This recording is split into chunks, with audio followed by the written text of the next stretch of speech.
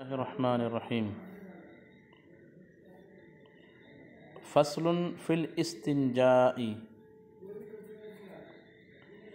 يلزم الرجل الاستبراء حتى يزول أثر البول ويطمئن قلبه على حسب عادته، إما بالمشي أو التنحنح أو الاضطجاع أو غيره، ولا يجوز له الشروع في الوضوء حتى يطمئن بزوال رشح البول.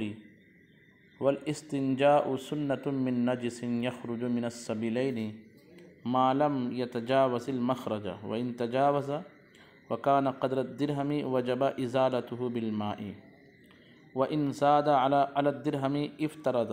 ويفترض غسل ما في المخرج عند الاغتسال من الجنابة والحيض والنفاس، وإن كان ما في المخرج قليلا، وأن يستنجي بحجر منق ونحوه. والغسل بالماء أحب، والأفضل الجمع بين الماء والحجر، فيمسح ثم يغسل، ويجوز أن يقتصر على الماء أو الحجر، والسنة إنقاء المحل. والعدد في الأحجار مندوب لا سنة مؤكدة. فيستنجي بثلاثة أحجار ندبا إن حصل التنظيف بدونها. فصل فی الاستنجاء، یہ فصل استنجا کے بیان میں ہے۔ یہ یاد رکھیے کہ ہم اردو زبان میں جب استنجا کہتے ہیں تو اس سے مراد پیشاب کرنا لیتے ہیں، حالانکہ فقہ میں استنجا کا معنی پیشاب کرنا نہیں بلکہ پیشاب کرنے کو تو بول کہا جاتا ہے۔ استنجا کا مطلب ہوتا ہے پیشاب یا پاخانہ کرنے کے بعد اس کی نجاست سے پانی یا اس کے مثل کی چیزوں سے صفائی حاصل کرنا، چھٹکارا حاصل کرنا۔ یہ استنجا جو ہے نا نجات سے بنا ہے، حرف اصل نون جیم واو ہے، نجوتن، اور نجاتن اصل میں نجوتن تھا، نجوتن تھا، تو نجوتن سے بن گیا وہ نجات۔ تو نجات حاصل کرنا کس چیز سے؟ ناپاک چیز سے، یعنی پیشاب اور پاخانہ جو ایک ناپاکی ہے، اس سے نجات حاصل کرنا پانی یا اس کے مثل چیزوں کے ذریعے سے، جیسے پتھر سے، اس کو کہا جاتا ہے استنجا۔ لیکن اردو زبان میں استنجا بمعنی پیشاب کرنا استعمال ہوتا ہے، حالانکہ وہاں مراد یہ ہے کہ پیشاب کرنے کے بعد اس سے صفائی حاصل کرنا، پیشاب کے جو قطرے ذکر پر لگے ہوئے ہیں یا پاخانہ کیا تو جو گندگی مخرج پر لگی ہوئی ہے اس کو صاف کرنا، اس کا نام استنجا ہے۔ ایک اور لفظ ہے استبرا۔ استبرا براءتن سے بنا ہے، اس کا معنی ہوتا ہے چھٹکارا، رہائی، اور استبرا کا معنی ہوتا ہے چھٹکارا حاصل کرنا۔ لیکن فقہ میں جب استبرا کا لفظ استعمال کیا جاتا ہے تو اس سے مراد ہوتا ہے کہ پیشاب کرنے کے بعد نسوں میں ڈھیلا پن کی وجہ سے پیشاب کے قطرے جو پورے طور پر نکل نہیں پاتے ہیں، تو اس کو وضو شروع کرنے سے پہلے، وضو کرنے سے پہلے ان پیشاب کے قطروں سے چھٹکارا حاصل کرنا اپنی عادت کے مطابق کسی بھی طریقے سے، اس کا نام ہے استبرا۔ تو جب کسی نے پیشاب کیا اور اس کو محسوس ہو رہا ہے کہ ابھی کچھ قطرے میرے ٹپکیں گے، تو اب یہ خاص کر زیادہ عمر والوں کے ساتھ ایسا مسئلہ ہوتا ہے، اور جن کو جوانی میں جن کی نسیں ڈھیلی ہو جاتی ہے ان کے ساتھ بھی یہ مسئلہ ہوتا ہے کہ پیشاب کرنے کے بعد بھی ان کو اطمینان نہیں ہوتا ہے، لگتا ہے کہ کچھ پیشاب کے قطرے ابھی راستے میں اٹکے پڑے ہیں۔ تو اب ان بچے ہوئے قطروں کو پورے طور پر باہر نکالنے کا الگ الگ آدمی کے اعتبار سے الگ الگ انداز ہوتا ہے۔ کوئی جو ہے وہ صرف کھڑا ہو جاتا ہے تو وہ پیشاب کے قطرے نکل جاتے ہیں، بیٹھ کر پیشاب کر رہا ہے، پھر آلہ تناسل کو پکڑ کر کے کھڑا ہوتا ہے تو پیشاب کے قطرے نکل پڑتے ہیں۔ کبھی یہ ہوتا ہے کہ دونوں پیر کو جو نا ایک دوسرے پر تھوڑا سا ملانا پڑتا ہے، دبانا پڑتا ہے نسوں کو، تو اس سے نکلتے ہیں۔ کبھی ایک دو قدم جو ہے نا حرکت کرنا پڑتا ہے، کبھی کھانسنا پڑتا ہے، اور کبھی جو ہے ایسا بھی ہوتا ہے کہ وہ آلہ تناسل پر اینٹ یا اس طرح کی چیز، مٹی جو جس میں جذب کرنے کی صلاحیت ہے، اس کو لگا کر کے لیٹنا بھی پڑتا ہے۔ یہ بہت زیادہ جو بوڑھے ہو جاتے ہیں اور نسیں ان کی بہت زیادہ ڈھیلی ہو جاتی ہے تو ان کے ساتھ یہ طریقہ، یہ معاملہ ہوتا ہے۔ تو استنجا پیشاب کے جو قطرے نسوں میں رکے ہوئے ہیں اور آدمی کو ابھی لگ رہا ہے کہ یہ قطرے باہر آئیں گے، تو ان قطروں سے چھٹکارا حاصل کرنا کھانس کر کے، چل کر کے، یا دونوں ایک پاؤں کو دوسرے پاؤں پر رگڑ کر کے، یا چت لیٹ کر کے، یا جو طریقہ اس کی عادت کے مطابق. بعض لوگ کھڑے ہوتے ہیں پھر بیٹھتے ہیں پھر کھڑے ہوتے ہیں، تو اس طرح سے بھی ان کے قطرے نکل پڑتے ہیں. تو اس عمل کو استبراء کہا جاتا ہے، اور استبراء کرنا ہر شخص پر جو ہے یہ لازم ہے. لازم ہے سے مراد یہ ہے کہ واجب ہے کہ استبراء کرے، کیونکہ استبراء نہیں کرے گا تو وضو کرنے بیٹھے گا پھر قطرے نکلیں گے، پھر وضو ٹوٹ جائے گا. یا وضو کر کے جلدی سے نماز میں مصروف ہو گیا تو نماز میں کھڑے کھڑے قطرے نکلیں گے، نماز ان کی جو ہے خراب ہوگی. اس لیے استبراء کرنا جو ہے جس کے ساتھ یہ معاملہ ہوتا ہو کہ نسوں میں قطرے بچ جاتے ہوں، اس کو استبراء کرنا لازم ہے. تو استبراء کے حوالے سے ہی پہلے بیان کرتے ہیں. کہتے ہیں یلزم الرجل الاستبراء، مرد پر استبراء لازم ہے، حتی یزول اثر البول، یہاں تک کہ پیشاب کا اثر ختم ہو جائے، ویطمئن قلبہ، اور اس کے دل کو اطمینان ہو جائے، اس کا دل مطمئن ہو جائے، علی حسب عادتہ، اس کی عادت کے طریقے پر، یعنی جیسے بھی اس کی عادت ہو. اب چند طریقے بیان کر رہے ہیں. اما بالمشی، یا تو چلنے سے، او التنحنحی، یا کھانسنے سے، او الاضطجاع، یا لیٹنے سے، او غیر ہی، یا اس کے علاوہ سے. بعض لوگ جو ہے آلہ تناسل کو جڑ کی طرف سے آگے جو ہے وہ دونوں انگلیوں کے درمیان رکھ کر کے اس کو وہ دوہتے ہیں، جیسے پستان کو دوہتے ہیں، ایسے دوہتے ہیں تو بھی اس سے قطرے نکل پڑتے ہیں. تو یا جو بھی انسان کو اپنی عادت لگی ہو. اب کہتے ہیں یہ لازم ہے. ولا يجوز له الشروع في الوضوء حتى يطمئن بزوال رشح البول، اور اس کے لیے جائز نہیں ہے، جائز سے مراد صحیح نہیں ہے، درست نہیں ہے کہ وضو میں مشغول ہو. الشروع کا صلہ فی آئے تو معنی ہوگا مشغول ہونا، مصروف ہونا. اس کے لیے وضو میں مشغول ہونا جائز نہیں ہے، حتی یطمئن، یہاں تک کہ اسے اطمینان ہو جائے، بزوال رشح البول، پیشاب کے قطروں کے دور ہونے کا. رشحن کا معنی چیٹا قطرہ، اور زوال یعنی دور ہونا، البول یعنی پیشاب کے قطرے کے دور ہونے کا اسے اطمینان ہو جائے. یہاں تک ہو گئی بات ختم. اب اس کے بعد کہتے ہیں کہ پیشاب کر لینے کے بعد قطرے ہم نے نکال لیے استبراء کر کے، اب اس کے بعد پیشاب کے مقام کو یا پاخانے کے مقام کو دھونا یا پتھر سے اس کو صاف کرنا، یہ کیا ہے؟ تو یہ سنت ہے. ٹھیک ہے. یہ سنت کب ہے؟ جبکہ نجاست 1 درہم کے دائرے سے اس کا پھیلاؤ نجاست کا کم ہو تو سنت ہے، اور 1 درہم تک اس کا پھیلاؤ ہو جائے. جیسے پیشاب جو ہے آلہ تناسل میں جو سپاری ہے وہ پورے کو پیشاب گیلی کر دے، پیشاب سے وہ پورا حصہ گیلا ہو جائے نا، تو لگ بھگ وہ 1 درہم کی مقدار کو پہنچ جاتا ہے. 1 درہم سے مراد ہے اس زمانے میں جو بڑا 1 روپے کا ہندوستانی سکہ ہوتا ہے اس کو 1 درہم کی مقدار مانا گیا ہے. اور 1 درہم کو متعین کرنے کا ایک طریقہ یہ بھی ہے کہ انسان اپنی ہتھیلی کو بالکل سیدھی رکھے، تو ہتھیلی کی جو گہرائی ہے اس میں دھیرے دھیرے پانی ڈالے، تو بہنے سے پہلے پانی جتنے دائرے میں رکا پڑا ہے اتنا دائرہ جو ہے اتنا پھیلاؤ 1 درہم کا پھیلاؤ کہلائے گا.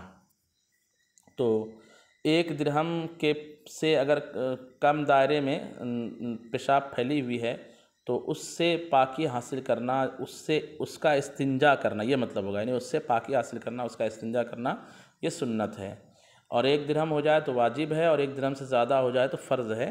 یہ مسئلہ آگے آ رہا ہے. کہتے ہیں والاستنجاء سنۃ من نجس، نجس سے استنجا یعنی نجات حاصل کرنا یہ سنت ہے.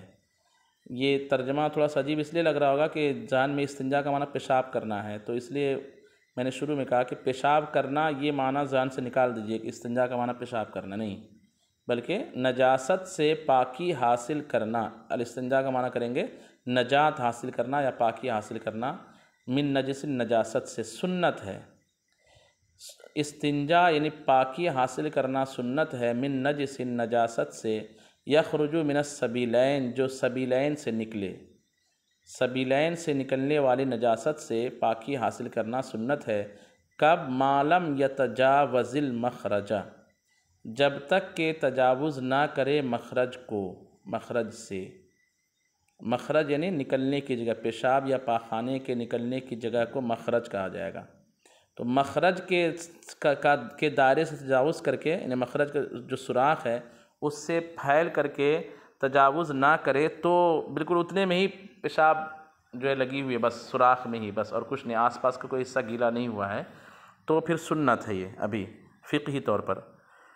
وَإِن تجاوز، اور اگر تجاوز کر جائے، وَكَانَ قَدْرَ الدِّرْهَمِ، اور وہ درہم کی مقدار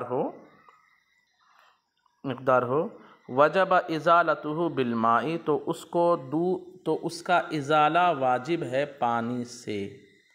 یعنی اب جو ہے پتھر وغیرہ سے پوچھنے سے کام نہیں چلے گا، پتھر سے پوچھنے سے کام کب چلے گا، اینٹ ڈھیلا سے پوچھنا کب چلے گا، جبکہ نجاست جو ہے مخرج سے تجاوز نہ کیا ہو 1 درہم یا اس سے زائد تک۔ اگر 1 درہم کے پھیلاؤ کو اس نے کر لیا، جیسے بعض لوگوں کو دست آتی ہے تو جب گندگی نکلتی ہے تو اس کا دائرہ جو ہے نا کچھ زیادہ بڑھ جاتا ہے، تو اب صرف پوچھنا کافی نہیں ہوگا بلکہ اس جگہ کو دھونا جو ہے یہ واجب ہو جائے گا۔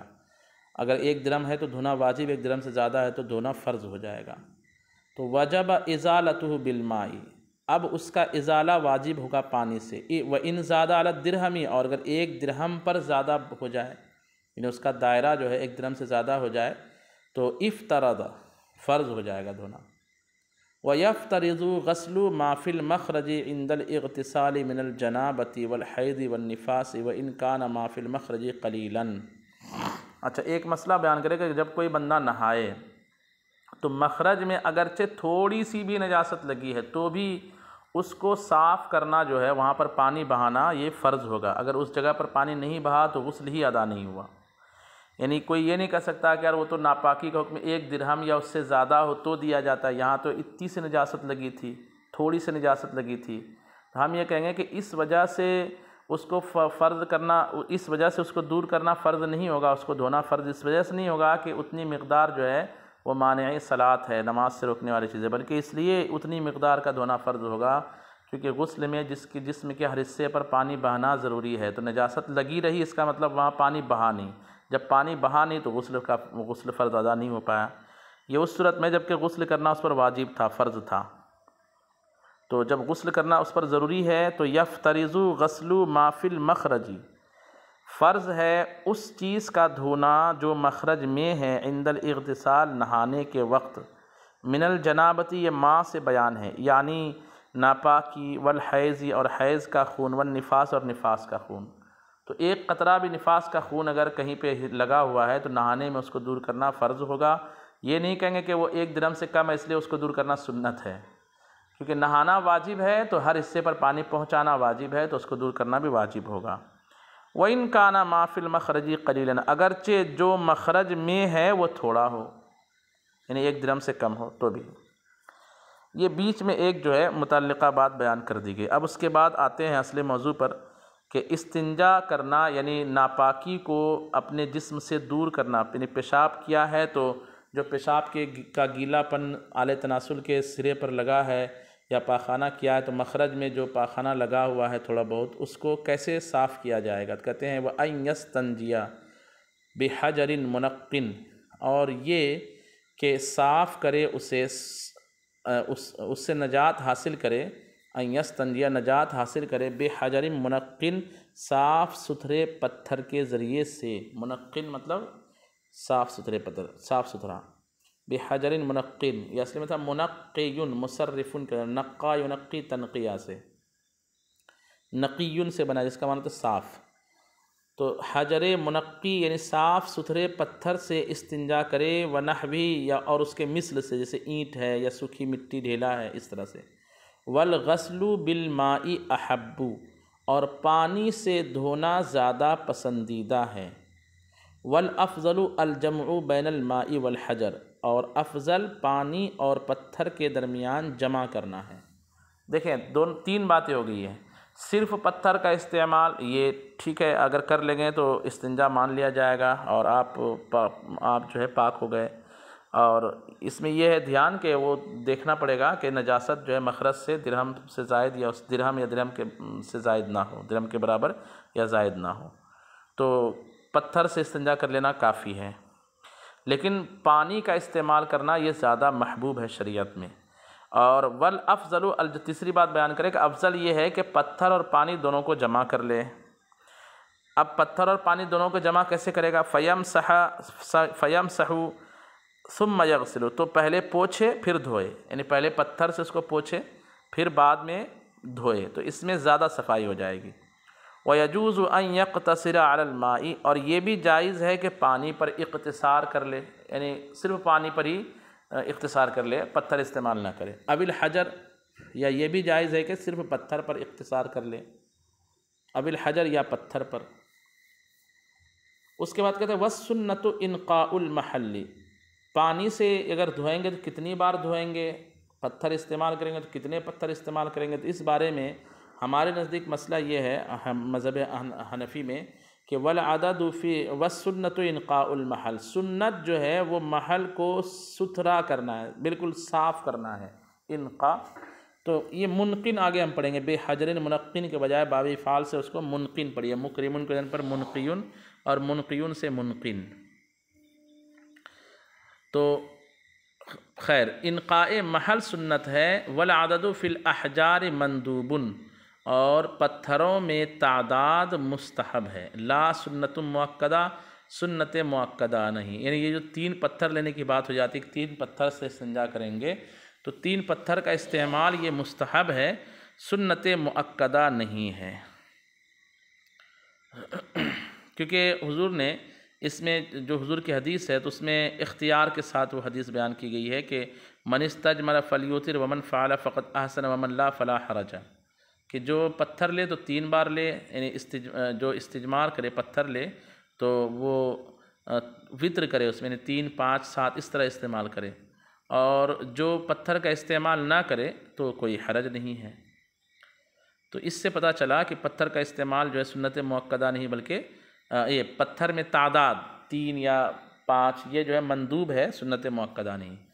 فَيَسْتَنْجِيَ بِثَلَاثَةِ أَحْجَارٍ نُدُبًا إِنْ حَصَلَ التَّنْظِيفُ بِدُونِهَا، تو اگر کوئی پتھر سے استنجا کر رہا ہے، ڈھیلے سے استنجا کر رہا ہے، پیشاب کی جگہ کو یا پاخانے کی جگہ کو صاف کر رہا ہے، تو اگر اس ترکیب سے مطلب صفائی کیا کہ ایک ہی پتھر سے یا 2 ہی ڈھیلے سے صفائی حاصل ہو گئی، تو بھی 3 کے عدد کو پورا کرنا اب مستحب ہو جائے گا، 3 کے عدد کو پورا، اور اگر 3 سے صفائی نہ ہو تو 4 لے، 4 نہیں تو 5، 5 نہیں تو 6، یہ 3 یا 5 کا عدد پورا، اگر 4 سے صفائی حاصل ہو جائے تو 5واں بھی ملا لے، 5 سے صفائی حاصل ہو جائے تو ٹھیک ہے، 6 سے حاصل ہو تو 7واں ملا لے، اس میں وطر کر لے، اس طرح کرے۔